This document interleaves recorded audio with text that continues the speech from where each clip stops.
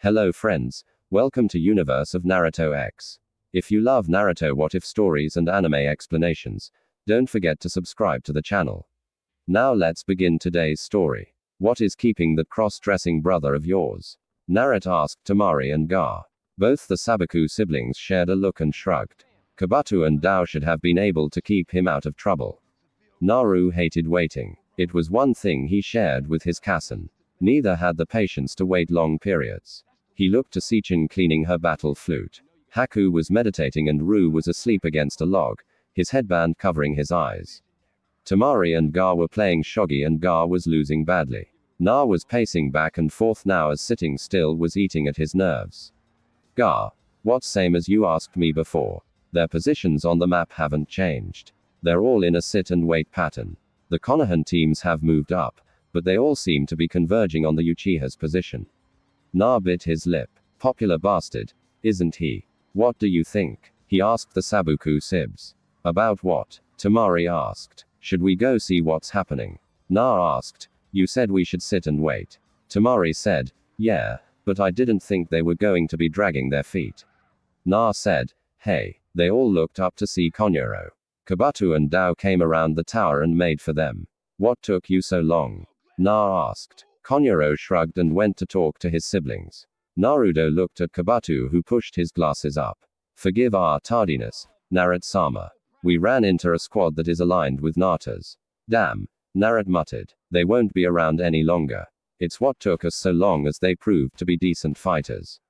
Du nodded. They identified themselves as Reptile, Smoke, and Rain. They were all dressed similar to Scorpion and Sub-Zero, but different colors. Yeah, I kicked. Conquo said in the other's side at his boasting. Conqueror did fare well. He lost a puppet as the one called Reptile spat acid. Bastard was fast, too. He could blend into the foliage like a chameleon. Conqueror said from where he was raiding his siblings' packs for food. Lost my backpack and 2 of my puppets. You still have Crow. Temari gestured to the wrapped puppet. Yeah, Du saved him for me. They're dead and we've sealed them in scroll to hand over to Lord Orochimaru. Kabuto continued. How was your task? Na went on to explain the other team and how Nades was stalking the Uchiha. He showed him the map. They're in this area called Dark Territory. It seems like a waiting game. No one has moved according to Gar's sand eyes. A snake slithered out of the foliage from the tower. Lord Na Asia. Na went to a knee and held out an arm for the little snake. What are you doing out here? Message from your mother and Anko. The Oto ninja were on their feet and gathered around. Report to T-Tower SS's scrub mission. The little asped. Well, that's that. Na said. Thank you, Asia. He stroked the snake's head. I'll make sure En-chan gets you some mice. Thank you, Na, you are kind. The snake dismissed itself, and Naruto looked at the Odo group. Well, you heard the orders. Uchiha is out of our hands. Head to the tower. Kabuto stopped him. I'm afraid we didn't get a heaven scroll, Naruto-sama, he said. Na looked at the others. Anyone got a spare? Shakes of head and Na groaned. And the only teams left are in Dark Territory. Wonderful. Kabuto straightened. We will go on and get a scroll. We could help. Na began. No. Lady would not be pleased. Our team will do it alone and join you as soon as possible. Go to the tower, Na-sama. Naruto narrowed his eyes, then sighed. Very well, Kabuto. Don't die. My sister would be most displeased. Chin and Haku snorted, and Temari shook her head as well. After dividing up the supplies to rearm Kabuto and the others, the 6 genin entered the tower while the last Odo team headed off tower. DS something far more dangerous. Na and the others opened the scrolls and were greeted by Sunyunid and Anko. They were ushered to a side room where Orochimaru and Jiraiya was waiting. Where's the other team? Orochimaru asked, getting to his feet. They didn't acquire a scroll yet. They did run into another team of Nautis freaks.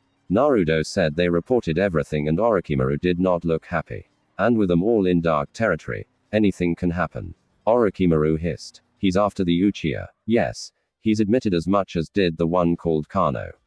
Naruto looked at the others and turned around. I'm going Nos. Enko and Orochimaru said at the same time. We need to stay here. But what about Naruto started to complain. We need to trust their abilities. Orochimaru said sadly. Konoha is watching us carefully.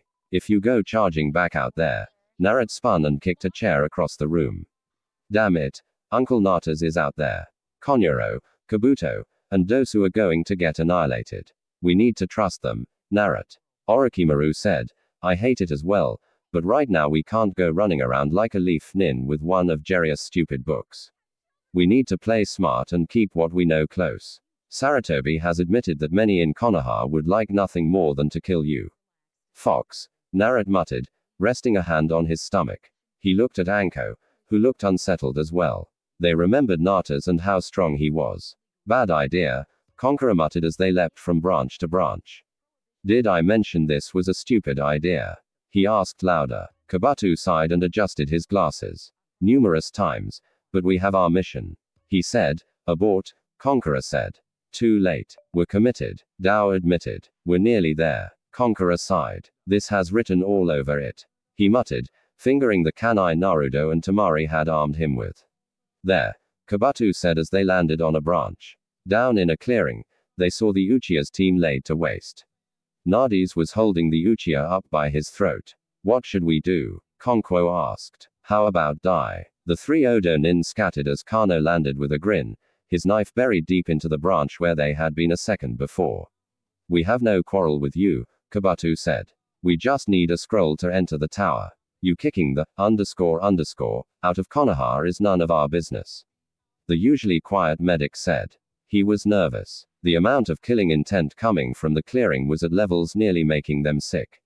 Even at this distance, you killed our comrades, Kono said as he licked the blade of his knife. They attacked us. We have not quarrel and want none. Dao said. Oh, you got a quarrel, mate. Cyrax hates losing those he considers clan. The Odo 3 scattered again as the acid net slammed into the tree and started to dissolve the bark, scorching the tree. Not good. Kabuto thought seeing another nin joined the knife wielder. A woman wearing an outfit similar to Anko's with green hot pants and halter top and a mask joined them. She was holding a staff. About time you joined us, Jade. Kono snarked. You leave us with all the work. Poor baby, she said, tossing her long black hair over her shoulder with a snap of her head. Natus says leave one alive to deliver a message to Uzumaki. She said holding up a scroll. She pointed. Leave that one. Kill the other two. Oh, not as smirked as Sub-Zero shattered the pink-haired girl into hundreds of pieces, and the Uchiha's other teammate was burnt alive by Scorpion. He looked at the Uchiha in his grasp. Don't worry, boy, your suffering is about to end. I just want your eyes. Even without the sharing activated, I can use them. Uchiha DNA, after all, will be valuable to the highest bidder soon. Natas paused. I suppose we'll need more genetic material. He snapped his fingers and another ninja appeared. She wore the same marks as Sub-Zero. Frost, take him to the doctor. Once he has all he needs, kill him and dispose of him. The female ninja, like the other two, was silent as she froze Sasaki Uchiha in a block of ice up to his neck and then vanished in a blast of cold air. He looked over his shoulder as Jade, Kano, and Cyrax disposed of the Odo nin. He considered killing the other Konohan, but they were like frightened rabbits hiding in the brush. Let's go. I wish to see how Naruto handles the next round. Natas and his team leapt away. The sign of slaughter all around. In the bushes, Team 8, Team 9, and Team 10 were being sick at the wholesale slaughter they'd just witnessed. Too afraid from the killing intent to even move to help Team 7. Neuga, the first able to move, saw the Odo team and found a survivor amidst the carnage. He saw the scroll stuffed into the nin clothes and read the name. Uzumaki. It was a name Neji would remember. It was a name he would blame for the slaughter here in the forest. It was a name he'd report to the Hokage as soon as possible. Pardon the intrusion, Lord Orochimaru. The Hokage requests your presence. Ornan said after opening the door. Tell the Sandaime. I will be there shortly. Orochimaru said. I've got a bad feeling about this. Na muttered. Stow it Gaki. Jiraiya said everything is fine. No, it's not Arab. Kabuto and the others should have made it back by now. Na Sadeko stay with your brother and the others. Dobby, come with me. Orochimaru said. What about me? Asked. Protect them. Orochimaru whispered to her. Naruto's right. Something feels off. She nodded as she pulled out a deck of cards. Anyone for poker? Orochimaru looked at the escort he and Jiraiya picked up. His personal guard along with nearly 20 Ambu. Something is wrong here, he hissed. Jiraiya said no, but Orochimaru noted the serious look in his friend's eyes. Trap? The Toad Sage asked. Not from Surbi-sensei, Orochimaru said. Danzo. The Otokage snorted. That old warrior is on the run. I doubt he'd mess with us now. The council then Jiraiya suggested and start a war. Orochimaru signaled Jirobo make sure Kimamaru stays close to Na. He hissed. Already done my lord Sakan, and you can want to know if we should kill any of the Ambu. Orochimaru shook his head. Not right now. They're just watching. I'm sure the Hokage has an explanation for this. The powerhouse of the Sound Four fell back. They reached the tower and entered. Ignoring the secretary, they entered the Hoage's office. Orochi, Jiraiya, come in. Come in. Once they were unseated the third sighed as he took his own seat. I have some disturbing news. Several Genin teams were killed in the forest by an outside force. We were made aware of them by our Genin teams who managed to avoid them. Orochimaru said. Not all of them, I'm afraid. What do you Jiraiya? Paused. Conquer Kabuto Dao. I'm afraid 2 of them are dead and third is in critical condition. The man who did this called himself Nades. Orochimaru closed his eyes. Which one survived? Kabuto Yakushi, and that's due to a bloodline he's got for rapid healing. The third said. Natas and his team arrived in the tower, but there were other witnesses. A Genin team saw what happened. They witnessed the death of 2 Konohan and a kidnapping of a third. We're sorry to hear this, but what does this have to do with Acerbi? We need to check on our Genin. A scroll was left with the survivor, the Hokage said, holding up a bloodstained scroll. It was addressed to Naruto Uzumaki, but the Genin that found him opened it. He believes that Na is responsible for what happened. Figures the Gaki is not even there and Konoha blames him. En is left a message. He wants Na to participate in the Chunin exams. No pulling him out. He wants to see how strong he is. And if Na can win, he will return our stolen Genin to us unharmed. He lies. Orochimaru said. We have no choice but to believe him. You must keep Naruto in the tournament and not pull your Genin out. Unacceptable. I am not risking my son for a Genin of Konoha because some psychopath wants to play games. The Genin in question is Sasaki Uchiha. If you don't aid us, the council will see this as collaboration. We have no treaty with Konoha, so why should we care what those bastards who, if I remember correctly, ordered assassination missions on our son, Orochimaru said, cutting him off. Really, Sensei, you think we don't know what's going on around here? The under-the-table missions by the council, the backroom dealings for kidnappings. Jiraiya said, your former teammates are still in contact with Danzo and they influenced the civilian council even though they were stripped of their titles the last time we were here. Orochimaru continued, we will mention this to Na and allow him to make an informed decision. Orochimaru said. Jiraiya stood. Now, if you'll excuse me, I have a Genin to check on. I'll let the others know. Jiraiya stood and left. The 2 cages looked across the desk at one another. Orochi, save it, Surbi-sensei. I will not endanger my people. Not for Konoha. The Uchiha is your problem. He stood. Be careful of Natas and his freaks. They're as strong as any of the Sannin. Surbi pulled. All of them in their own ways. Each of them has powers that put the Kekgenka of Konoha to shame. Explain, please. One of his lieutenants is called Sub-Zero. The most we've been able to gather on him is he's a cryomancer. He controls ice like none before. His co-lieutenant is called Scorpion. He's got some sort of symbiotic spear. He also seems to manipulate fire and can't be killed. What? I saw members of the Akatsuki attack him. The first to die were the immortals Hiden and Zetsu. They fell to one man, if that's what we can call him. Na at the start of the exam sent word back that they were degared. I'm getting too old for this, Sarubi muttered. The Odo Nin filled the hospital after Jiraiya told them of the death of Conqueror and Dao and the critical condition of Kabuto. Gars-san swirled around him angrily. They will pay, he kept repeating. Tamari was holding on to Naruto, sobbing at the loss of her sibling. Shin and Haku were with Anko, trying to keep her from going out alone and hunting.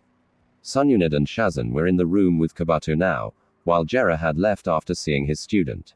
The look on his face was rage. Kamaru stood near Na, his eyes in motion as he looked for a threat. We should never have let them go alone, Na said as Tama's sobs lessened. It's my fault. No, Tamari said, looking up at him. Amari, I was in overall field command. Na said. He looked at the others. We're going to do this, but well, do this smart, he said. I don't think this is a good idea, Ru said. Noted. Ka-san said there is a preliminary before the third round. If you feel you can't do this, withdraw now. There will be nothing said. What are you going to do? Haku asked from next to Anko. I will continue on. I need to see what Nades has planned. Na informed them. The others wasted no time in stating their intentions to continue on as well. Bro, Enko said, her voice cold, nearly emotionless. Now what? If you meet up with any of his freaks, kill them. Kill them all. The last day came and went and the last teams entered the tower. Hayatate gave the speech and 2 of the Konohenen teams gave up. They saw what happened in the forest, and with Sub-Zero and Scorpion standing there, they didn't think they could pass. Neuga Tenen and Rock Lee stayed in it for Konoha. Fruto, Narut, Tamari, Gar, and Ru stayed in. Chin and Haku pulled out after a look from Sununit. Not as pulled out as well, surprising everyone. Scorpion and Sub-Zero remained. Well, since we are down to 9, we shall then move on to the final round without the need of preliminary round. Hayat said, seeing what was left. You will have 1 month to prepare. In times past, this used to be a one-on-one tournament, but this year we are going to do something different. Hayat coughed several times before speaking again. In 1 month's time, we shall have a come-as-you-are battle royal until the last 2 remain, where they will battle to declare the winner. So will there only be 1 Chunin? One of the Konohan asked from the back. No, this is an evaluation of abilities and skills. Hayat said, I wish you all well and we shall reconvene in 1 month's time. As they were leaving, many of the Konohenen were giving those that had remained in a wide berth. Na smirked as he passed the Hauga girl and gave her a wink which caused her to gasp and turn red. Hinata, what's wrong? Her teammate with the dog asked. Narut chuckled and kept walking. Chin, Haku, and Tamari all glared at the girl as they passed her by. The message to her was clear. Stay away from my Narut, ______. Nadas watched with a smirk. Good, good. Soon you shall come to me, Na. Konoha will sacrifice you to me to get their Uchiha back. I am quite afraid that he won't survive. However, he laughed as he faded into the shadows, his laugh echoing off the arena's walls. Narutkan, Haku said, sticking her head in his room only to find him gone. She checked the other rooms with no success. Lady, yes. What is it? Do you know where Narutkan is? The Odo Nins were not amused. You know, this can be considered kidnapping. Kakashi Hatake looked at the blonde tied to the pole, his lone eye shaped like a U. Forgive me for the way our meeting is going, but I had need to speak with you. And while I think I nearly convinced Lady Sununit to allow me to speak with you, but it would have been supervised. Naruto snorted, his hands forming pure chakra blades as he began to slice his bonds. I do believe I said you had nothing I wanted to hear. Kakashi shrugged. Be that as it may, he sat down across from Narut. I did you a disservice the day you were born. I know. Kassen told me how the village treated me on the day the Kyuubi attacked after my own father sealed the 9-tailed fox inside of me. Kakashi looked down. My only apology is that I was not in the right frame of mind after hearing the death of my sensei and his wife.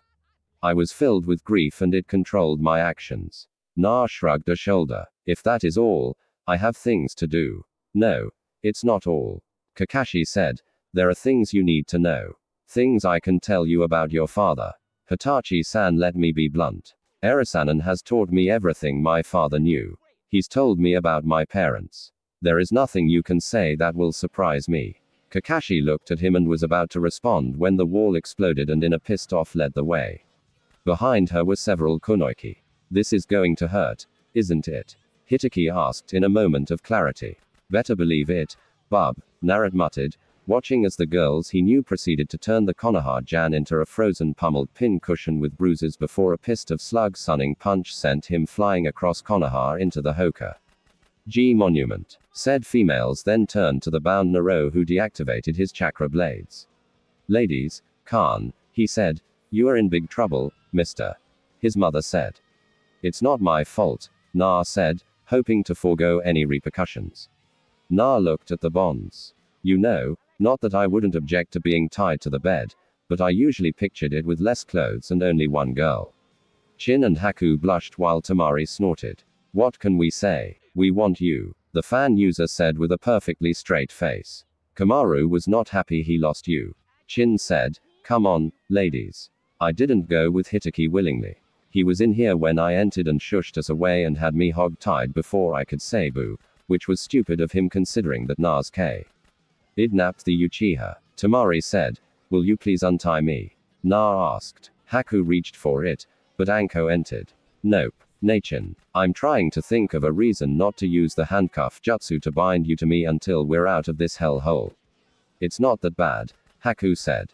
Girly, if I had a choice between living here or in hell, I'd rent this place out and live in hell. Anko said, what's wrong? Na asked. Uncle O is meeting with the Konoha Council right now.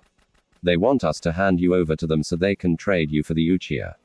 Na snorted. And where is Khan? She is having words with Hitaki. I think she was about to give him a full exam. Na winced. An arrow pop. Where else? Enko asked with a smirk. He never changes, Narut said with a sigh. Now, let me go. If it's as bad as you say, having me loose to defend myself would be the right course of action. Anko sighed and nodded. Haku released him, and as she was leaning over him, she shot him a grin and kissed him. Hey, three voices lanced out. A pissed off Anko was kicking the girls from the room while Temari and Chin were yelling about unfair. Na smirked as Anko slammed the door after hurting the last kunoiki from the room.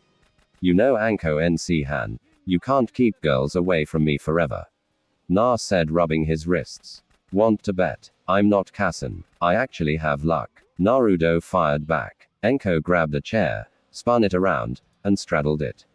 Kidding aside, I'm curious which one will get through and claim you. Naro laughed. Maybe it's a Konoha kunoiki. I saw a Hyuga I could get to faint or blush with a look and a wink. Stay away from the Konoha crowd. You have 3 girls that will kill for you already. Na smiled. So, you're saying make a harem with them? Anko sighed. You know, I believe it would take all 3 to keep you out of trouble.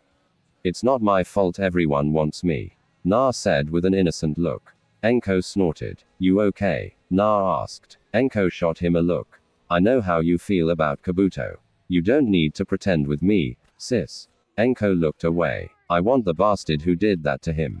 She admitted. Even with his advanced healing factor, he's in critical. Well, get him. I promise you, Nadies and his freaks will pay. Enko nodded, blinking several times to clear her eyes.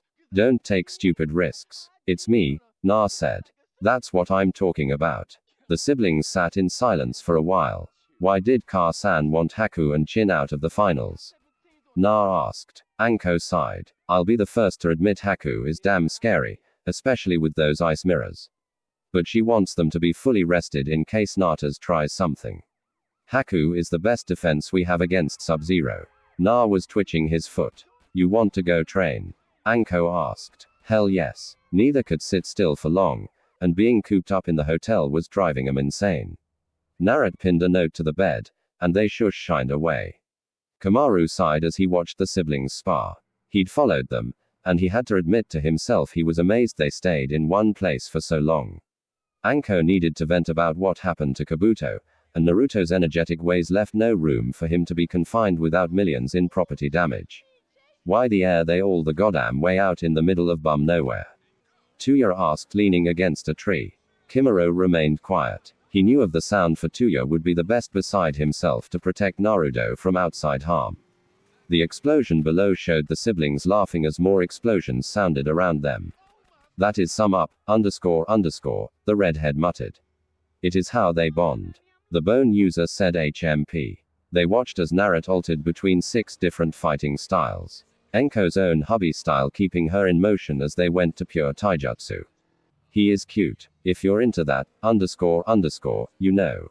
Kimuro sighed. Can you be quiet for 5 minutes? No. Ooh. Blondie's got moves. Wonder if I should get me some as his fan club isn't around. Kimuro sighed. The amount of girls seeking the blonde was growing. When I swore to protect him, who knew it would become like this?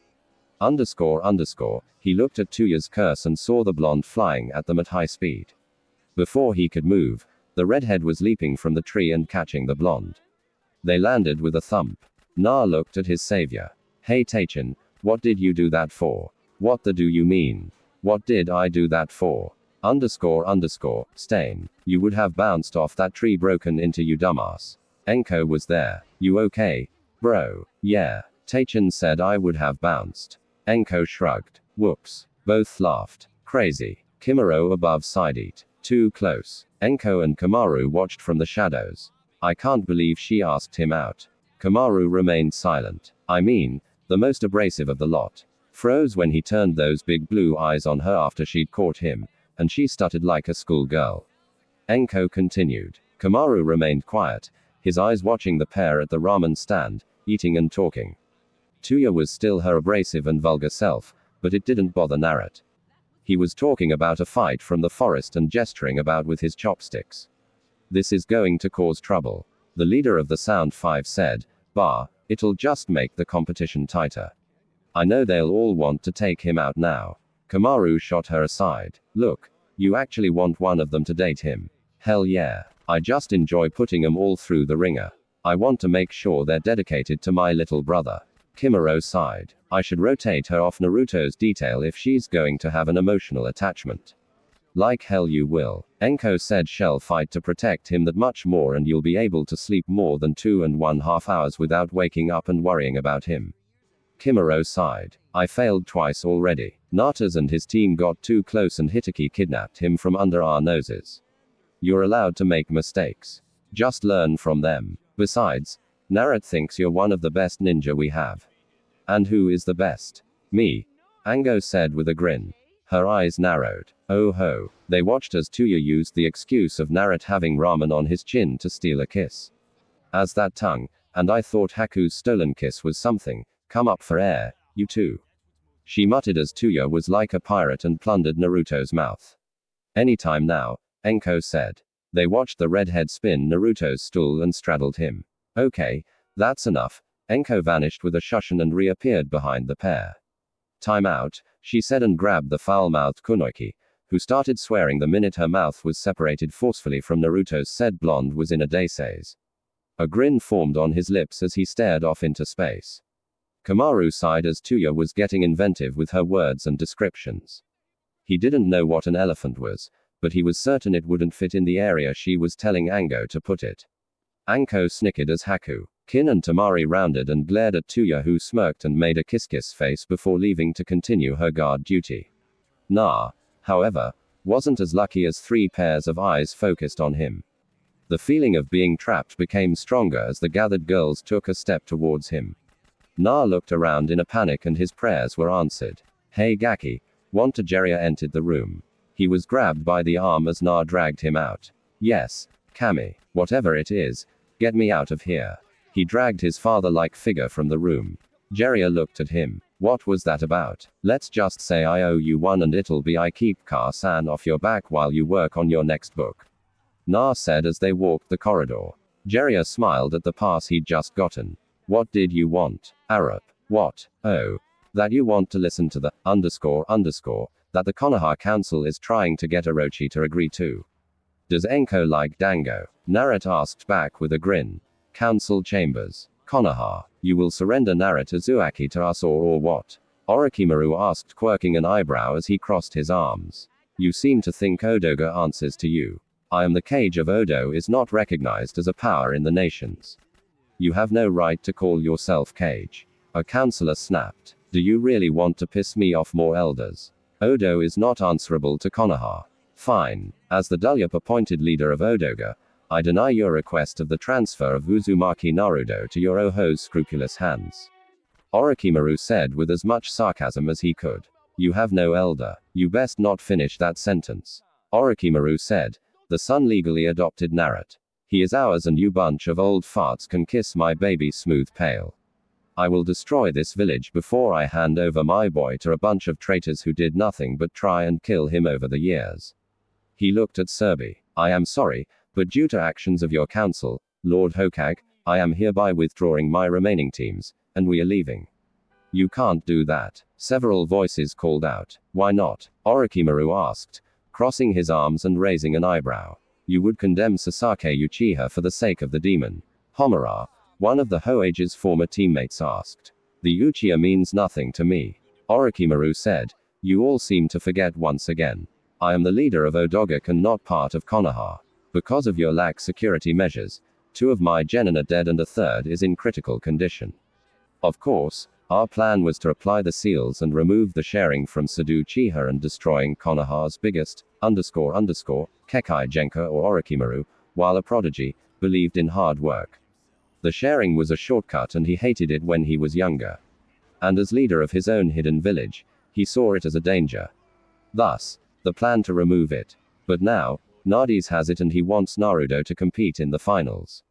That alone is sending danger warnings up my spine. Hunade's gone mental and Kamaru has the Sound 5 rotating their shifts between protecting me and protecting Naruto.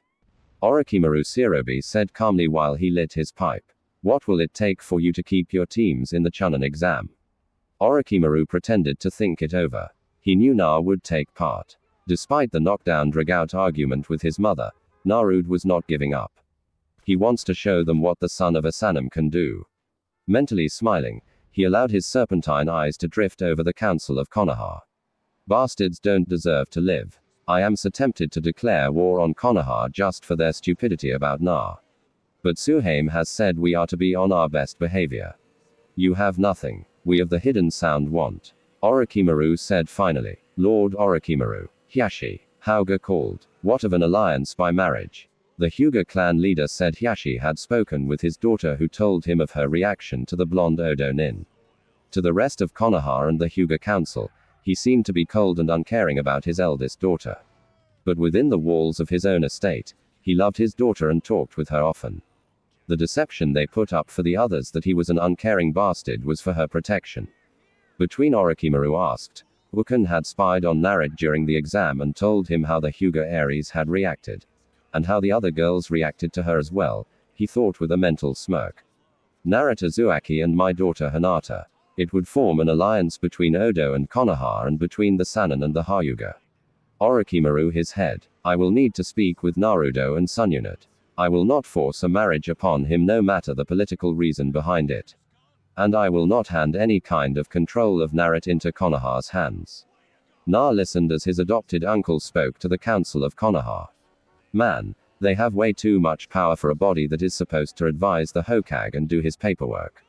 The blonde thought. He nearly choked on air as the Hyuga mentioned marriage. What? I'm too young. Naruto mentally rallied and next to him he could feel Jiraiya shake with his restrained laughter.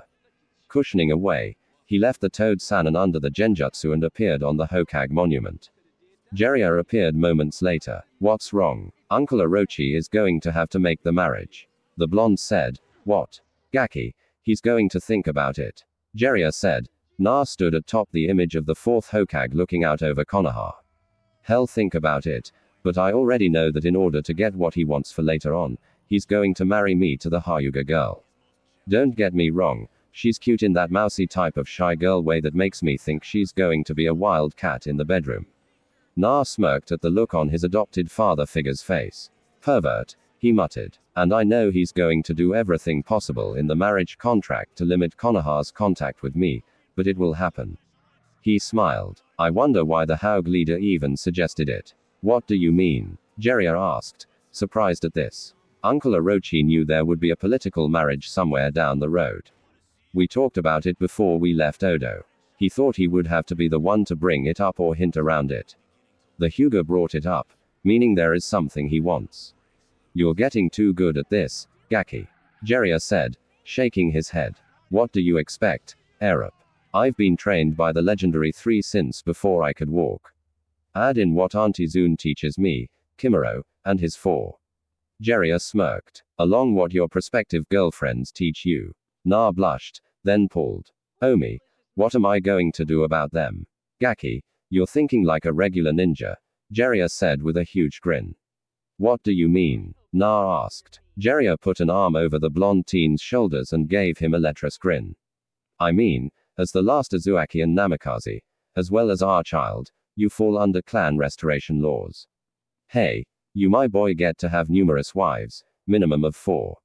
Na closed his eyes. Car-san's going to kill me.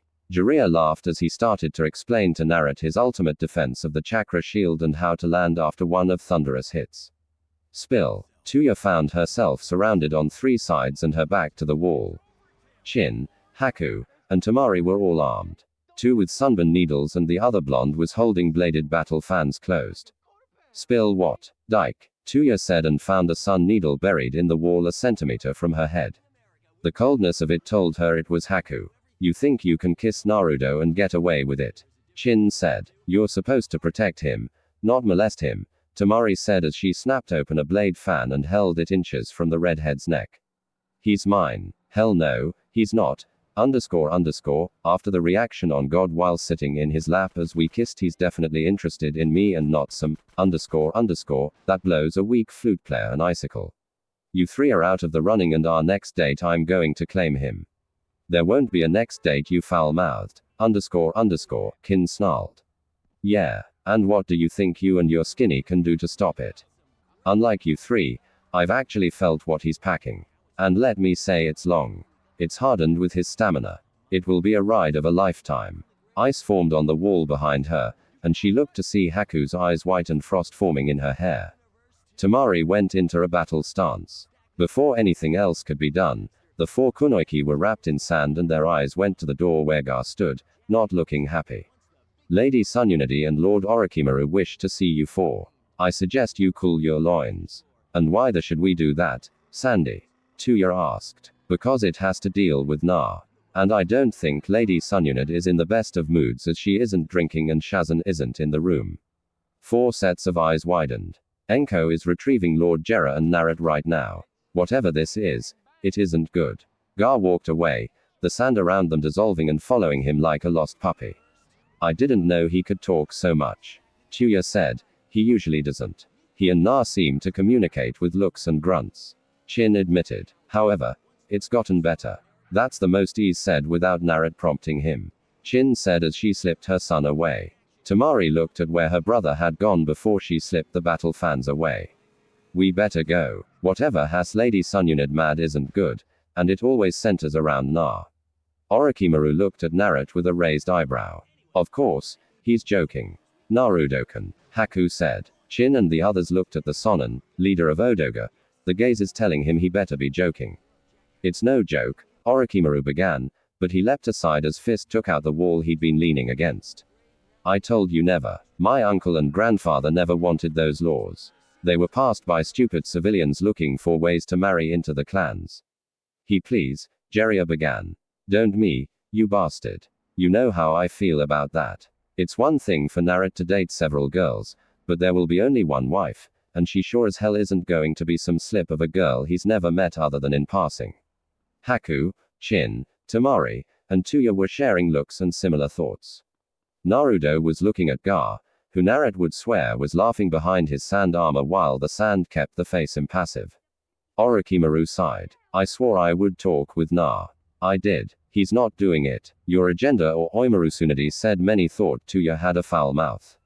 They were never around when she was well and truly pissed off. Those that were didn't remember, likely due to the concussion from her finger flick of doom trademark. Haim, I understand, and I wouldn't. Orochimaru was saying, but Tsunade wasn't in the mood to be placated. Damn right you won't. You march your pale skinny back there and tell the Hyugas and the rest of those old bastards they can take the Hokage monument and shove it. Knock knock knock. What? The door slipped open and Seiken opened the door. Sorry to interrupt, but there is a small group of Hyugas at the door asking to see Narut-sama and Lord Orochimaru. Tsunade growled in her eyes locked on Orochimaru. Thank you, Seiken. Put them in the waiting room and have tea prepared, Orochimaru said. The door slid shut. Oh. You are not Tsunade. Orochimaru said, his voice even.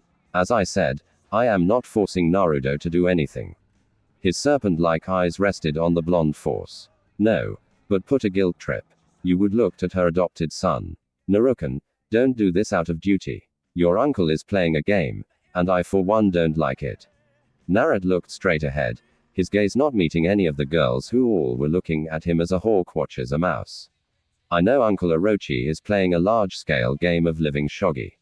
It's his vice like yours is drinking and gambling and Aerops is peeping on the women's baths. 6 growls filled the room and Narut knew Shazan was with the others. Jarius Whymper told him he knew he was a dead man walking. However, while the game is in play, we should use every means. I'm not saying I'll agree to this marriage, but Narut can. No, Haku said first, her hand touching his forearm. Tamari, Tuya, and Kin all put hands on his arm or shoulder. Orochimaru stood. I will go and speak with the Hyugas. He smiled at Tsunade who was on her feet.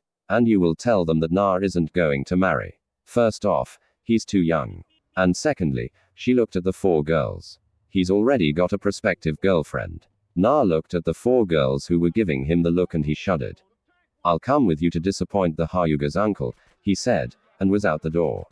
Jarius laughed chasing after him, which was soon cut off as Jiraiya made a new skylight in the room thanks to a Tsunade-packed punch. Thank you for meeting with us, Lord Orochimaru, Hiashi Hyuga said once Orochimaru was seated across from him and his daughter. Na took a seat near his adopted uncle and his eyes on the pale-eyed girl from the exam. I have spoken with my nephew, Orochimaru began, but Hiashi held up a hand. Please, before you deny me this chance to save my daughter, allow me to speak. Orochimaru nodded. He had a feeling that the Hyuga was looking for more than he said in the council chambers. May I speak freely here, Lord Orochimaru? Hai asked. You may. Naruto has my confidence and if a person gets past the sound 5 well I'm well aware of the amount of damage that could take Snake Sunning said with a smirk. Hayashi looked at his daughter. I wouldn't force a marriage on my daughter either. I beg of you however to take her to Odo. The Hyuga elders wish to mark her. Even though she is eldest, they find her lacking due to her kindness to others. Orochimaru scowled. And you allow him to continue to have power. Hiashi sighed. Much has changed since the Sunning were in Konoha. Clan councils have more power than clan heads and the village council that once was only an advisory role to the Hokage now wield power that could upset his. Orochimaru sighed. Surbi-sensei mentioned this in our private talks. He said softly, you know what the council wants with the boy. Hayashi said his eyes landing on Narut who gave a lopsided grin. They can try like your father. Hayashi muttered. Orochimaru laughed. Manado was a character. He looked at the girl who was looking at his adopted nephew and he chuckled. What will you have me do? I won't force a marriage and Tsunade would kill any who tried. Hiashi nodded at this. I would ask for pardon. Na said what of Gar? Orochimaru looked at the blonde and Hiashi frowned at the interruption. What do you mean? The Hyuga head asked. My teammate and best friend Gar is the son of the current case Cage. He is also a Odo Genin. If you want a mock hand fasting, what better security than that of a current Cage? Na sighed. Besides, I have enough trouble with 4 girls if I were to even pretend to do this.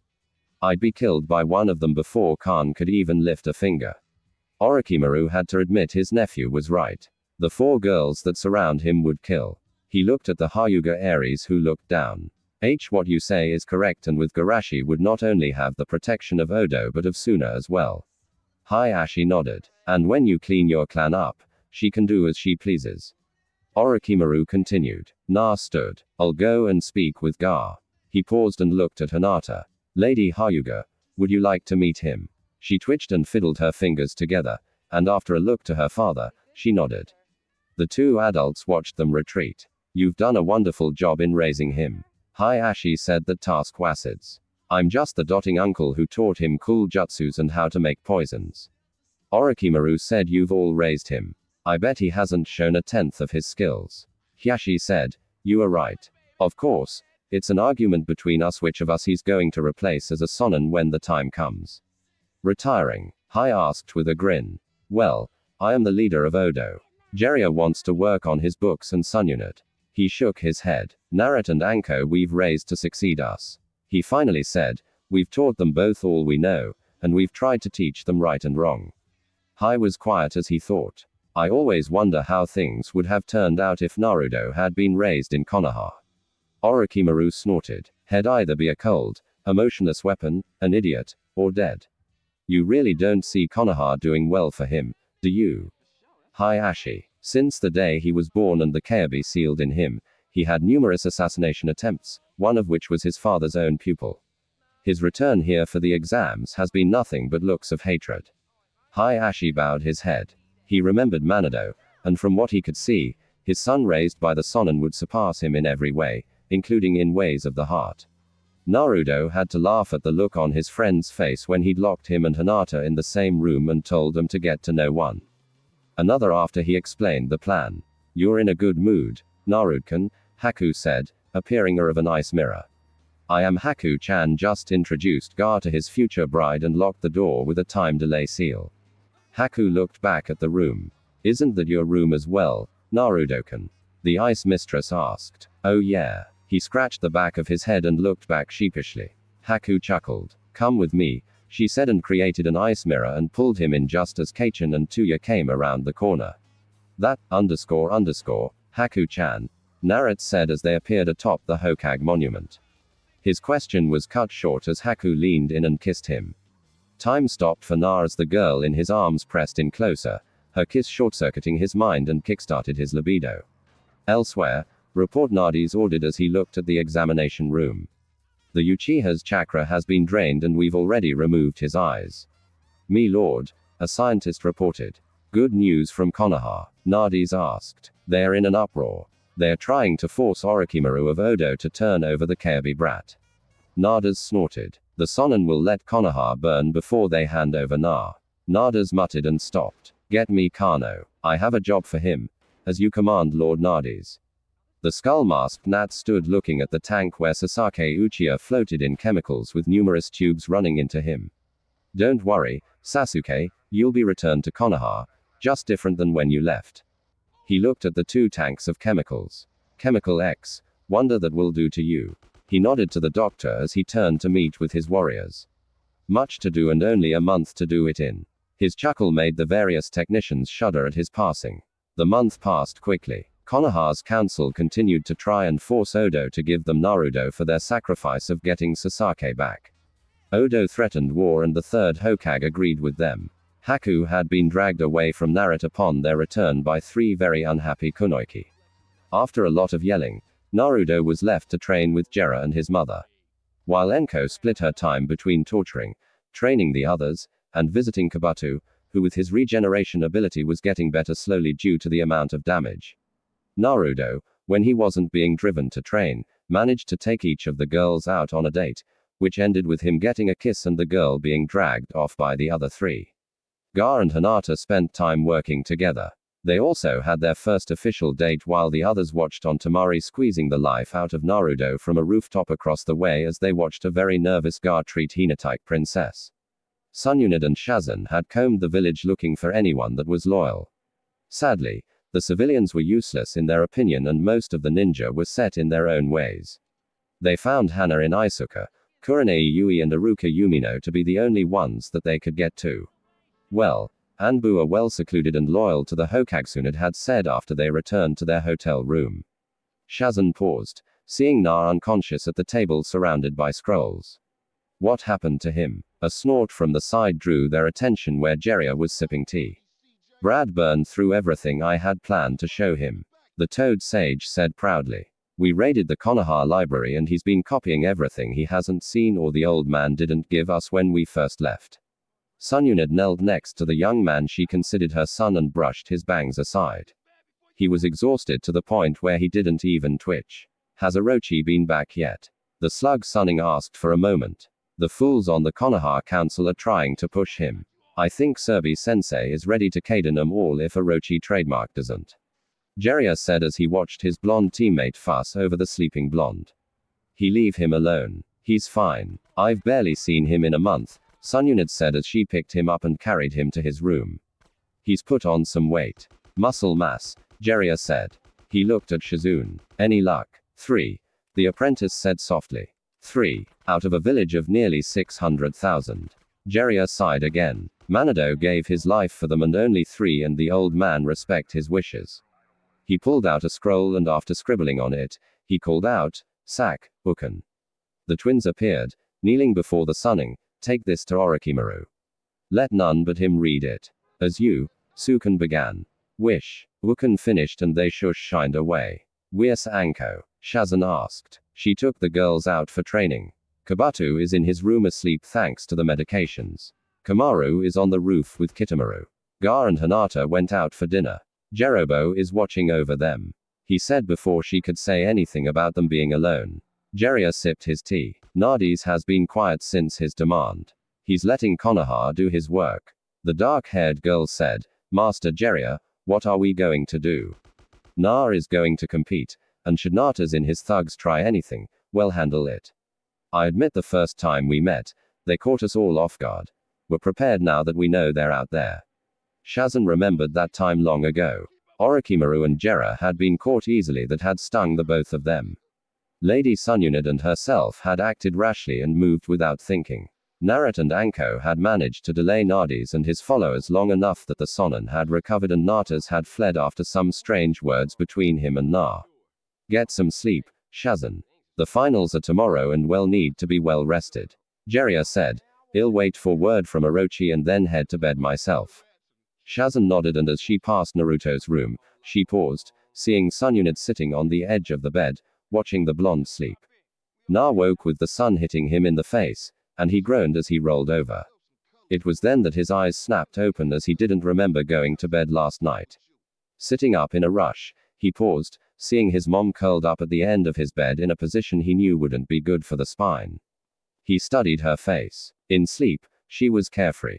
Nothing concerning her. Reaching out, he mirrored her moves from the previous night as he brushed her bangs out of her face. Ka-san, he said softly. Her eyes blinked open and she yawned, stretching like a cat. Morning, Naruken, she said, and pulled him into a hug down next to her like a teddy bear. Did you sleep well? She asked. Yeah. Did you? I slept. Are you ready for what happens today? No. But I will be, he said as she let him go. He looked around and noticed that Gar was gone already. He slept in Jiraiya's room. She said. Naruto nodded and gathered his belongings for the day as he went to shower. Sunyunid waited till he was gone. This better work, she said, or I will castrate me a pervert and get some snakeskin boots. Na found out the others had gone ahead to the arena while he was getting ready, leaving him with Kamaru and Jiraiya. Nervous kid, the Toad Sonin asked a bit. It's not about the exam, but not as in his freaks. Na admitted as they walked the nearly deserted streets as all of Konoha was turning out to see the finals.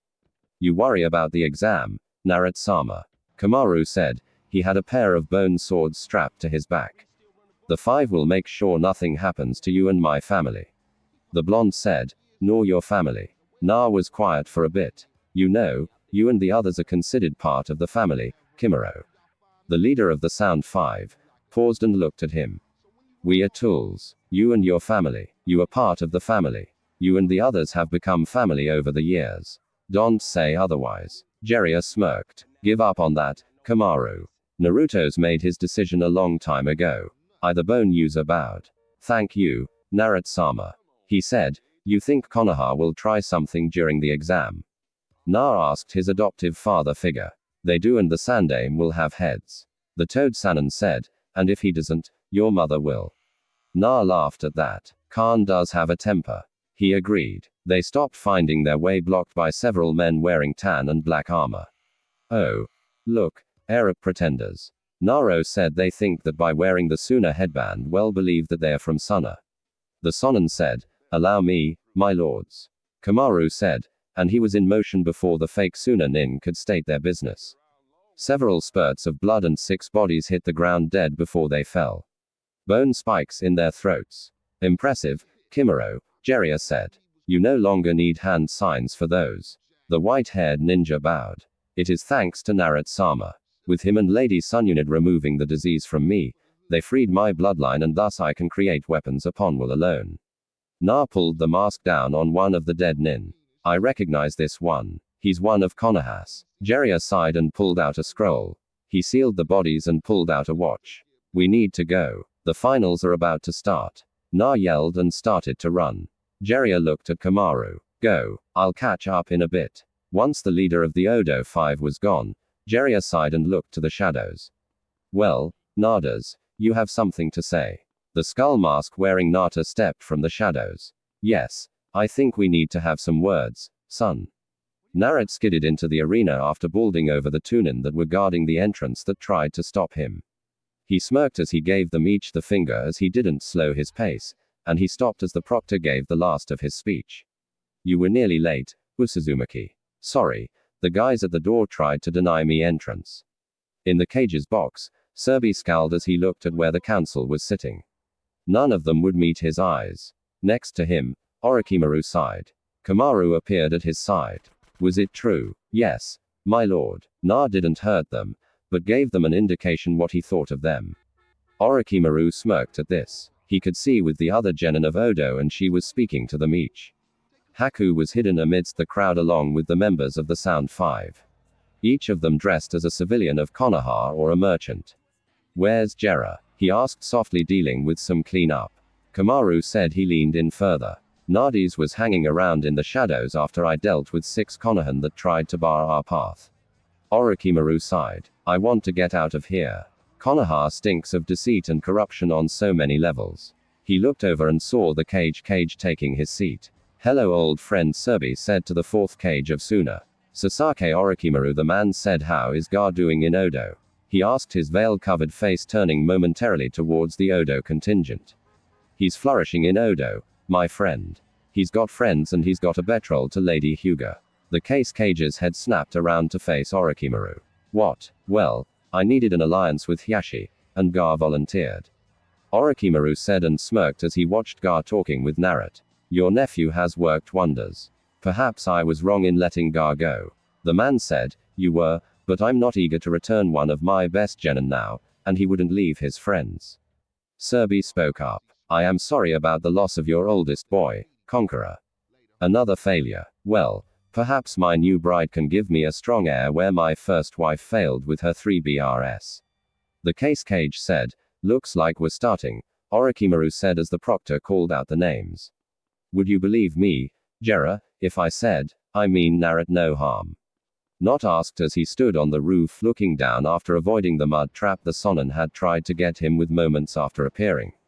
Would you believe me if I said I wouldn't trust you as far as a 10-year-old academy student could row the monument? The white-haired sage fired back. Sigh. Time is running out, Jeria. I just wish to speak with you. You said that years ago, and then you left and went to capture Na. I could have killed you and your family that day if I meant to, Jeria. Natas counted. I have had numerous chances if I wanted to. Your freaks killed my students. Natas waved a gloved hand. Bah. 2 useless idiots and some Kona genin died. Kabuto lives, I'm told, and should make a full recovery with time. Jeria ground his teeth. Conqueror was a friend to Naruto's. Natas shrugged. H is really unimportant in the end of it all. He was barely decent as a puppet master.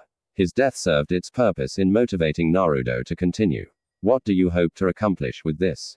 Jeria asked. You never should have modified the seal. Nades said it throughout all the plans of others and now I need to make things balance out drastically.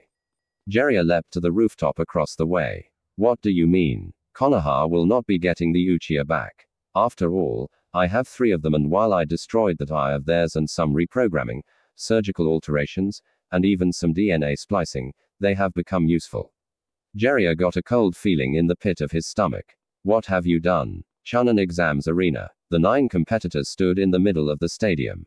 The sold-out Konoha crowd and visitors cheered for their picks.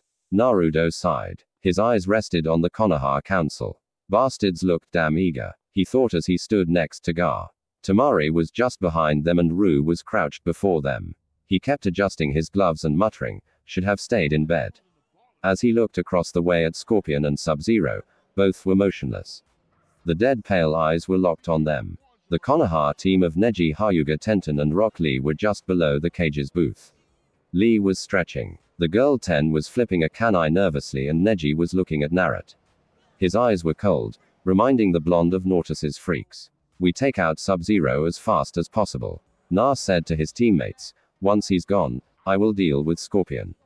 Gar said, his tone cold, his eyes promising the freak across the way pain and death. Ru, remember your duty is to guard Tamari-chan. She's our long-range hitter. Let no one pass you. Got it, boss? The taijutsu specialist said. Be careful, Narutkan. Tamari said, you too, little brother. Both Genturi grunted. None of the competitors were listening as the Konohan was spouting rules. They knew no one was going to follow them. Your dad's here. The blonde said to his friend, the case cage is not my father. Gar said, he is just the sperm donor. You are our family. Gar said, stay alive, Gar. I'd hate to see how Hinata would react to losing you. The container of the one-tailed demon looked up to where Hinata was sitting next to Sunyunit and Shazan. Tuya was standing behind them with Anko and Kitamaru as guards. Well, survive. You better believe it. We have a date tonight. They heard Tamari grumble. Na's sweat dropped and shot a look at his friend. You are the only one I believe is worthy to date her. Gar said. Conqueror would agree with me. Na nodded and knew that the Sand Sibs missed their brother. His blue eyes turned back to where Scorpion and Sub-Zero waited. I declare that the final round of this year's Chunin exams is ready to begin. The Jonin called out and the fans cheered. The gong sounded and all hell broke loose. With the sound of the gong, the east wall exploded, taking out most the spectators sitting there. As rubble rained down around the stadium, several figures appeared in the arena. Shit, Na muttered. It was echoed in the cage's booth by Orochimaru and in the sensei's booth by Sunyunit. Surrounding Sub-Zero and Scorpion were several new figures. Kano and Jade, Narut muttered, his gaze hardening. It was then that the smoke cleared and the other three figures were revealed and gasps were heard. 3 Uchiha were there. 2 of them were well known in Konoha. The last was recognizable to a Hokage Case Cage and the Odo Age Materi whispered the name what Orochimaru said. That can't be possible. He's dead. He hasn't aged a day. Serbi muttered. He made a motion. Anbu stopped them. Orochimaru looked at Kamaru. Protect Narut and the others. My lord, I must protest leaving you. I will be fine. See to my family. The bone user bowed and shush shined down to the field where the battle exploded as Kano taunted G.R. about making Kapuro squeal like a pig as he carved him up. The sand user's rage sent a wall of sand. Kono never stood a chance while Jade and the others got out of the way. Na went right for Sub-Zero, but found his path blocked by Neji. You have brought this upon Konoha. Your fate will be death at my hand. Fate. Fate is for losers that have no imagination and small, Na said.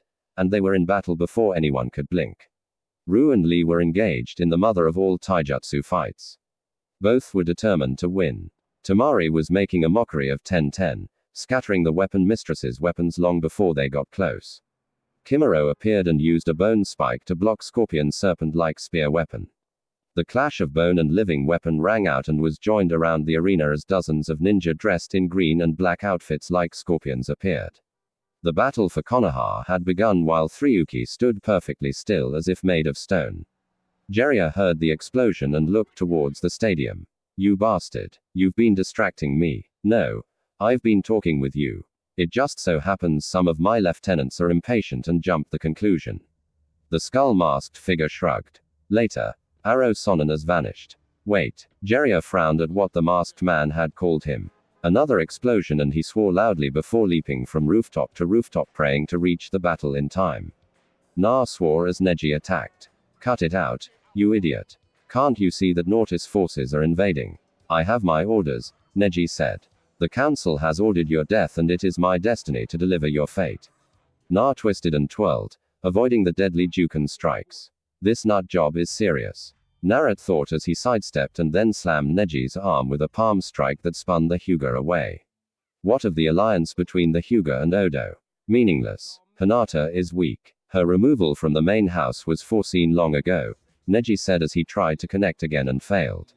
Your uncle, her father made an alliance. Attacking will break it. If that is what it takes for me to fulfill my duty to Konoha, then so be it. Neji said, shaking his head. Naruto sighed. Then I will destroy you and I hope Hinata will forgive me for you shall not make her wedding to Gar. Altering his stance, Narut took up the hubby style favored by his uncle Orochi. And with serpent-like quickness, he avoided the Juken attacks and would strike Neji's arms and even landed several blows on the torso. Neji was falling back under the style. You like that? Na asked, watching as Neji rubbed his arms where he'd been hit. Here's one arrow Pop taught me. He took up a slightly weaving stance. Drunken boxing. Neighed while his attack missed, which pissed him off. Naruto's blows hit with the strange precision, the weaving pattern, and near falls threw Ne off his game as when he would attack high, Na would go low. And when he went low, Na would go high. Rolling away after another exchange, Na smirked. If you didn't like that, How about the style designed by my cause? Neji getting feeling back charged. Na waited, arms crossed until Neji was upon him and then focusing his chakra into his arms, he connected WITH the finger flick of doom right between Neji's eyes. Everyone watched as Neji acted like a stone skipping across a pond as he skipped across the arena floor until he hit the wall where he was embedded. You're getting better. Naruto turned and grinned at Anko, who slit the throat of one of the green uniform ninja. 7 skips, he said. Where's Kassen? He asked his sister. Dealing with an infestation, Anko said, and Na turned to see his mother fighting another of Naruto's freaks.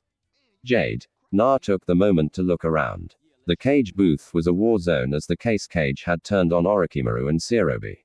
The veil was removed and it showed a man with pale skin, a long black braid of hair and goatee. Shang. Naruto muttered, seeing the mage that was in the bingo books. Don't worry, Uncle O has it in hand. We need to make sure the freaks don't get any civilians. We're helping them. Why? Na asked as he kicked an enemy nin away and into the path of Tenten's weapons barrage. The Konohan nin are attacking us as well as them. I know, but your mother's orders. Naruto muttered about this being a bad idea. His gaze found Gar destroying Kano and his thugs. Haku, Chin, Tuya, and Haku had Sub-Zero contained. The Konohajin are playing around too much. Na saw. Don't worry about them, little brother. Kill the freaks. Keep moving. Remember the plan. Na nodded and leapt into the air. Doing so saved him from being crushed under Ru, who had been kicked by Lee. Both fighters enjoying the battle and had removed their weights. Neither was holding back. Anko shook her head and hurled a kunai at another nin. It caught the idiot between the eyes and was buried up to the handle. This reminds me of the time at that coastal town and all those pirates, Anko said as Naruto landed nearby atop another nin, driving him into the ground like a nail. Which time? Anko grinned as she drew a trio of throwing stars and smirked. Tuesday before we came here. Na laughed. I don't think that Captain will ever walk upright again. En-chan, the siblings were cutting through the green-attired nin with ease. Na saw the Uchiha not moving. What's up with them? Not sure, but you notice they all have their eyes covered. Enko pointed out as she stabbed another ninja while Na ducked one and performed a mule kick that sent a poor nin flying in between Ru and Lee as they both went for powerful kicks. Said nin found his ribs turned to powder and died before he hit the ground. They're endless, Enko noted as Naruto's forces continued to pour through the hole in the stadium wall. Just more to kill, sis. Naruto shot her a grin. Gar looked at the remains of the criminal Kano and his thugs. My brother has been avenged. He turned his gaze and leveled 10 green-clad ninja with a sand wave. His dark gaze looking for several people. Temari and the Konohakunoiki had stopped fighting one another and were now fighting a pair of Naut. Freaks. A woman in a purple leotard with a pair of sai and another woman with long black hair streaked with white. He saw Naruto and Anko destroying ninja left, right, and center. While Ru was still fighting the Konohan with the freakish eyebrows, Gar looked for and found his Hinata fighting Chin Haku and Tuya in containing Sub-Zero. He decided to help them, but found his path blocked by another of Natus freaks. This one seemed to be made of shadows. Move or die, Gar said coldly. The black ninja made a bring it motion, and Gar, one to comply, sent a sand spike at the strange nin. It missed as the shadow nin melted into the ground and reappeared a foot away. His foot lashed out and connected with Gar, sending him several feet back. The Genturki of Shukaku knew that he was in for a fight with this strange freak. Sand swirled around him, and he prepared for battle. Jiraiya reached the stadium and looked down. He wasn't sure where Nades went, but he could see his help was needed in several places. He just didn't know where to start. Hello, Jiraiya. He turned to see a man wearing the markings of a monk and a wide-brimmed hat. Kung Lao, Jiraiya said softly as the monk reached up and pulled his hat off. Can we talk about this? Jiraiya said, seeing the monk of the White Lotus Society.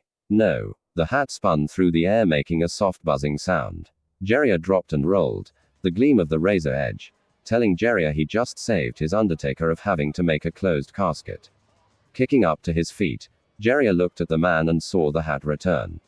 Nice seal work, Kung Lao smirked. You think you have the market on them? No, but I always like learning new things. Jiraiya finished his jutsu and spar a wad of mud at the monk who smirked. You've gotten faster. Are you slower? The two met in a dizzying display of punches and kicks. The last one sent Jiraiya skidding across the ground, but he rolled and landed on his feet. The buzzing sound again warned, and Jiraiya ducked, and one of Nautilus's thugs was decapitated. Nice. I aimed to please. You're not still mad about that, are you? Jiraiya asked. Yes. A series of kicks and Jiraiya flipped over Kung Lao and kicked him hard. Lao, for his effort, spun in the air and sent a fireball at him. Jiraiya cursed and slapped his sleeve out. Damn it. Do you know how expensive this was? Sorry, Kung Lao said with a grin. He moved to grab his hat again, which had reappeared on his head. Wait, Jiraiya said. Kung Lao lowered his hand and quirked an eyebrow. Fine, here, Jiraiya said and pulled out a gold-covered book.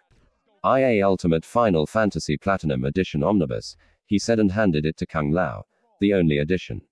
The hat-throwing monk smiled as he took it gently, cradling it like a newborn baby. Are we square now? Kung smiled and whistled. 40 monks wearing blue robes entered the stadium. Was square. Kung Lao took his hat off and threw it, decapitating 3 of Nis's ninja attack. The monks swept across the field, separating Konoha Nin and Odo forces from Nis's and attacking the green-clad ninja with the skull marks. In the cage booth, Orochimaru and Sarutobi looked at the man who had posed as the cage's cage.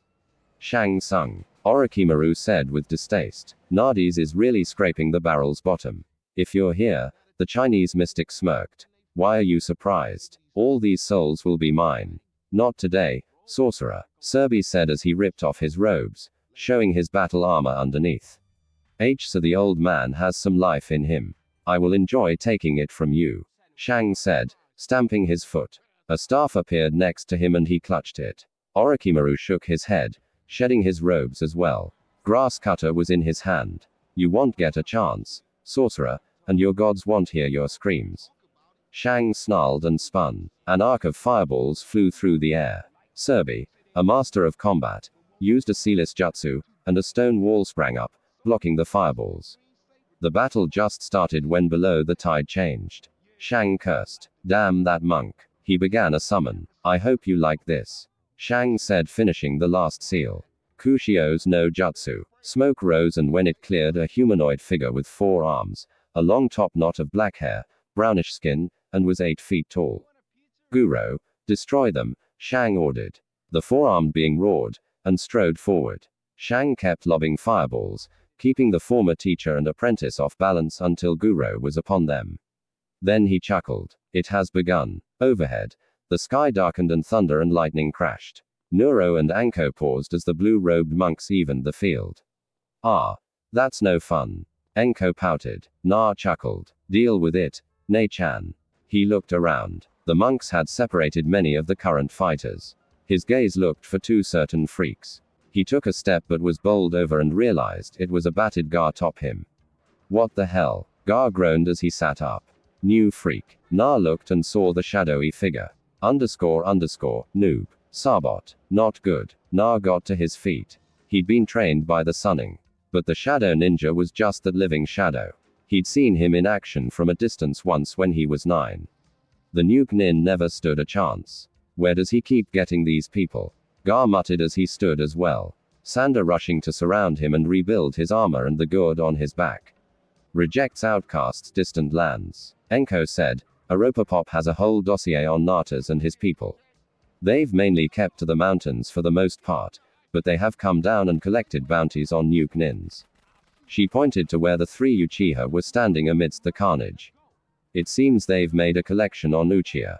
Narut shook his head. Well, worry about the Uchiha later. We need to get the freaks out of here. Cybot, Scorpion, and Sub-Zero are the biggest threats. Ah. Don't you love us anymore, Naruto-kun? The blonde turned. Princess Katana, Sonia, he said, greeting the women. One held a slender sword. The princess in blue held a pair of battle fans that would have made Tamari drool. You've got an even more handsome Naruto-kun. Princess Katana said with a smile before pulling her mask up, covering the lower half of her face. It's a shame we won't have time to sample you. Enko, Gar, we need to split up. Anko En-chan helped Gar with Cybot. I'll hold off the princess and her personal guard. Gar looked like he wanted to protest, But Anko knew her brother was trained enough to do as he said. Don't die, Gaki. You have to decide which girl you're going to date. Anko said and turned to face the shadow ninja. Gar paused. It better be Temari, he said in that cold dead tone he used to have before he came to Odoga and his seal had been fixed. Na gulped and then turned back to the two women. Ladies, he dodged the sword and used a kunai to block Katana's fans. Jade Carter wheeled out of the way of a Sununit punch and winced watching the crater in the wall. Jade pulled out her collapsible bow staff and swung with all her might at the blonde's head. Butsunade caught her weapon and held her immobile. Why is it, Sununit began, that whenever my little Narukan is happy and things are just starting to go his way, you freaks show up? Jade tried to kick her, Butsunade blocked it with a kick of her own. Neither woman let go of the staff. Because he belongs with us, she said. Cold day in hell, Sunsunade said and pulled the staff hard. Jade, surprised by that, hadn't let go and was dragged into a chakra-enhanced punch that sent her sailing into the air and out of the stadium where she landed. Only her and Kami knew. Haku was getting tired blocking Sub-Zero's attacks. She wanted nothing more than to go on the offensive with the others, but she couldn't. That would leave the others open to the Cryomance's attacks. Hinata's attacks seemed to affect him the most. While Kin and Tuya were suffering from frostbite from an earlier attack, their sound attacks had proved ineffective against the ice user. She used the ice mirrors of her bloodline to block Sub-Zero's attacks. The Taiyatsu was handled by the other three, but even they were getting tired as the freak's aura was sapping their strength, as if they stood in the middle of blizzard. The cold effect was dulling their senses, and they had to do something about soon. Scorpion and Kamaru were at a standoff. Neither got the edge of the other. The uniforms were slashed and burned. Scorpion's symbiotic spear had been decapitated twice and regenerated its head. Kimuro had bone blades running down his forearms and bones were sprouting along his legs like wicked blade spikes. Their punches and kicks met with bone-cracking force. Neither showed it. Monks tried to get between them and died violently at the hands of a fireball from Scorpion. Kimamaru used that and Shushin behind him and rammed both forearm bone blades in Scorpion's back and out his chest. Still, the orange and black-clad nin didn't make a sound. Kamaru pushed him off his blades and used a moment to gather himself, his eyes looking for Na. He saw him fighting Katana and her guard. He took a step before stopping as Scorpion's spear exploded out his chest from behind. Get over here. Kamaru felt himself yank back. The kick sent him into the air and he looked to see Scorpion materialize above him and with an axe kick send him rocketing back to the ground where he impacted, leaving a crater. Kakashi slit the throat of the skull-marked ninja in green and black. He turned and saw the three Uchiha standing there. Rushing across the field he grabbed his prized student. Sasake. Sasake, you're back. Answer me. The one-eyed Jonin said, but the Uchiha made no response. Kakashi felt a presence behind him and turned to face the skull mask of Nadi's. Sharingan Kakashi Hatake, the copycat ninja, the skull mask nin, said, his tone cold. I believe it's time we talked. Who are you? A dark chuckle came from Nadi's. You're not ready for that, Kakashi. He snapped his fingers and Kakashi's word went out as he was struck from behind. How only Sasake was behind me? Kakashi remembered thinking before nothingness set in. Naruto managed to avoid the wind slice from Katana, but Sonya nicked his shoulder with her sword. Ladies, I thought we agreed. No rough stuff, he said as he spun away and thanks to Orochimaru and Jerius, endless training sessions, formed AO.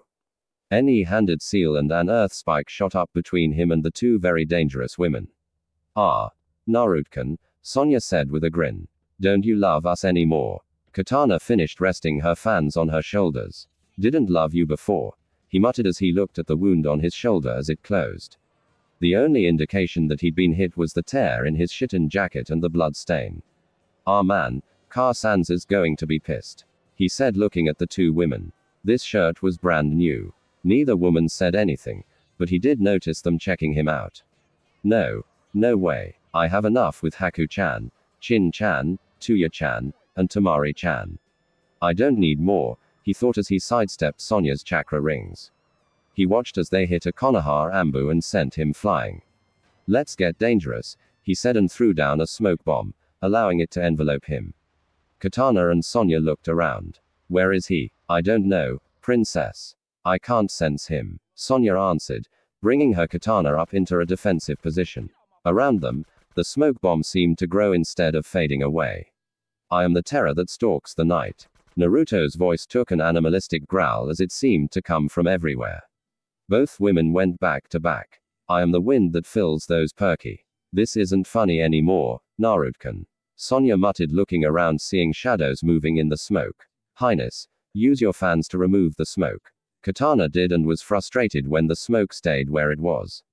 Sonya tried to dispel it, thinking it was a genjutsu, but that didn't work either. I am. He appeared right next to them and both women screamed as he pinched their bums. I am Grandmaster. Na laughed as he shushed away, leaving two very flustered and not to mention highly frustrated, dangerous women standing in the middle of a permanent smoke bomb. Conqueror was a genius when he made those. Na thought sadly of the now dead puppet master and his perchance to make useful items while he was developing his puppets.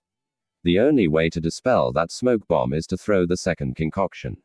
Na pocketed the second half of the capsule and smirked, hearing the two women in the middle of it swearing. Hey, who knew a princess knew those words? He said as he went to help Gar. Sarutobi ducked the strike from the four-armed lizard-skinned creature and lashed out with a kick that didn't do more than make it huff in annoyance. Orochimaru sent the snake hand at it, and the serpent's fang sunk into flesh, having more effect, and injected their venom in the monster the Chinese sorcerer had called Guro. I'll deal with the beast. You deal with its master, Orochimaru said as he ducked and weaved. We can take it together, Sarutobi said. But that gives the wizard time to plan something more, Orochimaru said as he rolled around the punch from Guru and hit a nerve strike that had no effect. Sarutobi looked to see Shang Tsung standing where they'd last seen him, but he had a monk's staff with rings and he was reading from a scroll. What are you doing, sorcerer? Ah. The aged monkey Professor Shang said, stopping his reading. Leaving your former student alone is very foolish. He is a prince amongst his kind. Warriors born and bred. Your student, while one of the Sonin, won't win against him alone. You're overconfident in that being's abilities. Orochimaru might no longer be my student. He might not even be a member of the Leaf, but he is a skilled warrior and should never be taken lightly. Shang Tsung chuckled. So then, you wish to fight me? Serby nodded and took up a stance. Ah. Monkey style, appropriate for the man who holds the contract to Enma and his clan. Fight me, sorcerer, Serby said and lunged. Shang laughed and waited until the third Hokage was nearly upon him before he conjured a flaming skull fireball and sent it screaming at Serby, catching him point blank in the chest and tumbling backwards. Ha ha ha ha ha ha ha ha ha ha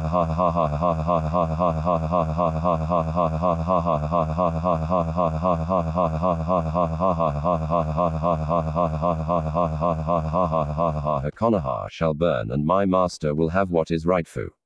LLY his, and what cough is that cough. Seri asked. His armor was cracked and he found it hard to breath. Why the power of the demon lord the Kalobi no Kitsune the nine-tailed fox. Shang said, with that power my master can undo what has gone before and install his world order upon the Elemen. Tal nations. Shang began chanting, then the monk's staff half glowed and the rings lifted as if carried on a breeze. Shang's hair turned white and he aged rapidly before Sarutobi's eyes. The hair reached to his ankles and was white as snow. Age spots appeared and the once strong hands seemed bony and frail. He's aging before my very eyes. What sorcery is he using? It's costing him his own life. Jiraiya looked at Kung Lao. The monk giggled as he turned the page, his eyes absorbing the words from the book in his hands. Shouldn't you be in there helping your brethren? The toad sage asked. Kung Lao looked over the edge of the book and shook his head. Nah, they have it hand. Another giggle and Jiraiya sighed. I see what means. He muttered and looked on to see if he could find Naruto in the chaos. Nades shook his head as the three Uchiha assaulted the very unconscious Kakashi Hatake. The famous Sharingan Kakashi Hatake. What a disappointment for someone who claims to see underneath the underneath. He looked on as Anko and the holder of the one-tailed fought Saibot. He watched as the shadow ninja dissolved and split into two. Impressive, don't you think, Sunyunad? He turned to see the slug Sunning walking towards him. And here I thought Jade would have given you a challenge. Sunyunad flipped her hair. That girl, while she had some skills, talked too much and expected whatever power you gave her to save her. Natas shrugged. They all have their uses, Susanade. Each one a piece on the board. They live and die. It matters nothing. It matters. You will lose, Sun Yunit said, clenching her fist, ready to charge. I might, but this is just a minor test in the grand scheme of things. She saw the skull mask turn, and she watched as Narad looked from where Anko and Go were fighting Cybot to where Kamaru was being dragged towards Scorpion to where the girls were having issues with Sub-Zero. Chose Na. She heard Nata say, "You can't save them all. You bastard." She said, "You expect him to choose who of his family should die." Natas shrugged and turned. As I said, in the end, it doesn't matter about the pawns. The king and queen are the important parts of the board. Nata saw Anko use Snake Hand on Cybot, but the Shadow Ninja dissolved. You did well in raising them despite all that's happened to them over the years. Paused. It was something in the masked man's tone. Who are you? Laughter. Hollow laughter came from the mask. Beat me and find out. Daughter of a Hokage, granddaughter of another adoptive mother to the Gentry of the Kaobi. No Kitsun. Here the laugh was bitter. Take him, Sunade. Leave Konoha to its fate. I will let you and yours leave. My word. Your word is, __, and I'm going to be the street sweeper that puts you in the trash. Snarled and lunged. Na looked and saw that Gar and Anko were dealing with the slippery Shadow Ninja. And while the girls were suffering from the chilling effects of Sub-Zero's aura, he saw they were going to beat the freak as Kaichin hit Sub-Zero with a series of sunbells, and he smiled as she used her FL Ute, which gave Haku a moment to go on the offensive and trapped Sub-Zero in her dome of mirrors. His blue eyes turned to see Kamaru being dragged like a fish on a line back to Scorpion, who was now holding a flaming sword. He then caught his mother fighting Natas and his blood went even colder. What do I do? He formed the cross seal and created 10 cage bunkins. 5 of you help Anko and Gar. You 5 help Kimuro. I'm helping Kar-san. Right. The clones yelled and rushed off. Narad gathered his chakra and left. Kamaru resigned himself to death. It had been delayed by Sun Yunit Sama and Narad Sama. It is time, he thought as he was dragged backwards. The harpoon keeping him from able to turn and cut the line. He lay there as Scorpion stood over him and raised the flaming broadsword over his head. I give your soul to Shang Tsung. Know that it is an honor. Scorpion lowered the blade and announced. Fatality. The sword was stopped by a bone sword and Kamaru turned to see 5 Naruto standing there. 2 of them holding the bone blades he dropped. I don't think so, freak. The Na clone said, yeah, boss would hate to get a new friend and protector now. Another said, 3 of them attacked, the sword knocked from Scorpion's hand. He was forced on the defensive as 2 of the clones kicked from opposite sides, and the last wielding a bone sword drove him back. The last 2 clones cut the harpoon and pulled it out. The one with the bone sword stood guard while the last clone performed field healing. Relax, Kimuro-san. The boss has it all scoped out. The clone said, using the green chakra to heal the wounds. Here's a blood pill and take this. It will help. Kar-san will be busy when this is over, but she will patch you up 100%. Kamaru nodded and allowed the clones to fight, his eyes searching for the original. Nardis smirked as he ducked and avoided attacks. Age catching up to you, princess. Back flipped away as he tried a roundhouse kick. She smirked. Nope. Just making room, she said. Making room. The boot to his spine sent him rolling as Narad landed. She was giving me room to kick, your Nat stood. His spine aching. Ah. Narutkan. So nice to see you coming to play. Decided to leave your family and friends to die. Nah. They're taken care of. Enes looked to see clones. Ah. Yes. You famous shadow clones. Saratobi shared that with you. I am impressed. You're going to be more so when I'm done with you, Na said, taking on a new stance. I don't know that style, Nat said. Na grinned. Let me show it to you in detail. The kicks connected. Both Na and Nat staggered back, their calves aching from connecting. Not bad, Na. I must say, leaving you with the Sonin was a good decision. They've taught you well. You'll find out I'm full of surprises, Na said and lunged, feinting with a lunging right hand, then spinning with a back heel kick. Wonderful, Natas muttered, avoiding the volley of kicks the blonde threw at him and tried to tag him with a finger strike to the shoulder, but Naruto ducked. As Natas was recovering, Sun Yunit came in and with an earth-shaking punch sent him reeling. What is this tag team wrestling? Nah, but I can't let my little boy face an evil son of a __, like you on his own. He's 16 and he's got to give me grandchildren someday. Ka-san narrates said, scandalized as he entered the fight with a bicycle kick that Nas managed to block, but Tsunade slipped in with a mid-kick that caught him in the gut.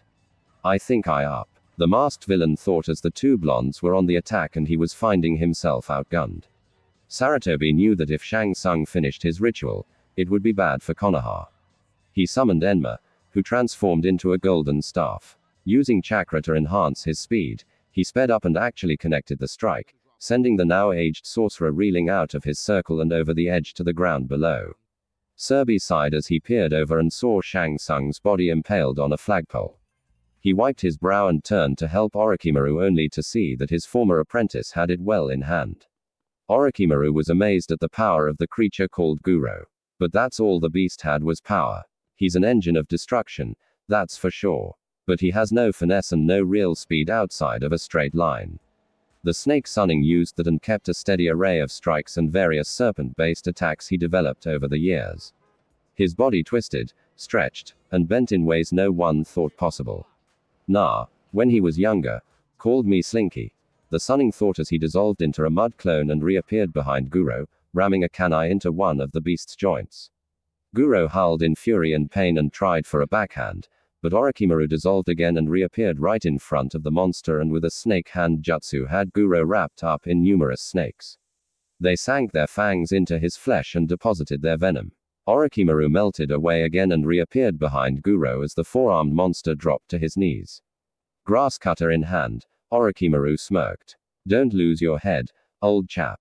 He swung and Goro's head went flying. Oops. Too late. Orochimaru turned and smiled. You look like crap, sensei. Sarutobi sighed as he came over, leaning on the Enma staff, the smoking armor indicating where Shang's fireball had hit. I'm getting too old for this. Ain't that the truth? Orochimaru said and accepted the swat on the arm. Still young enough to take you to task, brat. Both leaders looked for the precious people. Both looking for a certain blonde with whisker marks. Anko loved to fight, but at this time, Noob Saibot was pissing her off with the constant melting into shadow on the ground and squirming away. I'll get you yet, you bastard. She thought, already forming the signs. And when he appeared again, she spat the fireball at him. He was caught, and before he could move, he was wrapped in sand. Sand coffin. Gar snarled. The shadow ninja had tagged him several times. The healing factor, the only thing saving Gar from having to explain the cuts to Hinata later. Sand burial. He clenched his fist. At first, there was nothing, and both wondered if Saibot had slithered away, but Gar kept squeezing, and eventually there was a scouching sound, and soon blood dripped from the sand. Slippery bastard. Enko spat a gob of blood from when Saibot had tagged her earlier with a haymaker as he had risen from the shadows at her feet. Gar sighed as the sand slithered back into the gourd on his back. His gaze looked around the battlefield. The monks were turning the tide. Many of the Konoha ninja were injured. His eyes saw 5 Narutos coming his way and he blinked. What's up, Gaki? Anko said. Boss wanted us to help you, but it seems you don't need us.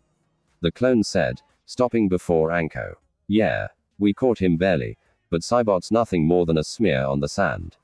One clone patted Gar on the shoulder. Good job, HN. The redhead said, and they saw that the girls could use a hand. Let's take care of Mr. Freeze there and party, Anko said. Gar and the 5 Naruto shadow clones agreed and creating a ramp. Gar watched as the 5 Naruto rushed to get airborne, and once they were, he dissolved the ramp and watched as they descended on Sub-Zero, who looked up and created a wall of ice. That the shadow clones slammed into and exploded. Snake hand jutsu. Enko launched her attack. Sub-Zero back-flipped and had to dodge an attack from Kin then to Yuya.